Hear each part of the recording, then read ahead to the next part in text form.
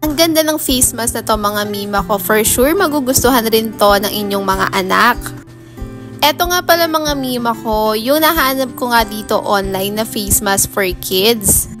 Natuwa nga ako mga mima ko kasi nga individually yung face mask natin ay meron nga siyang balot.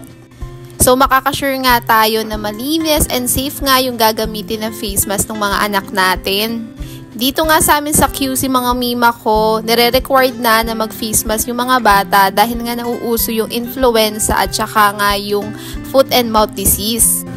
Bali mga mima ko, sa isang pack nga ay 10 pieces nga siya at ayun nga yung katulad na pinakita ko sa video ay naka-individual na plastic din yung ating face mask.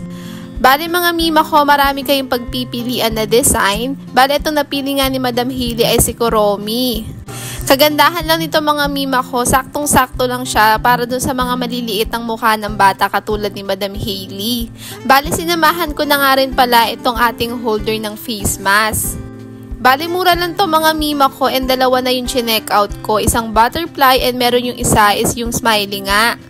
Bumili ako ng ganito mga mima ko kasi nga madalas alam niyo naman yung mga bata kapag nakain sila kung saan-saan nga ibinababa yung face mask.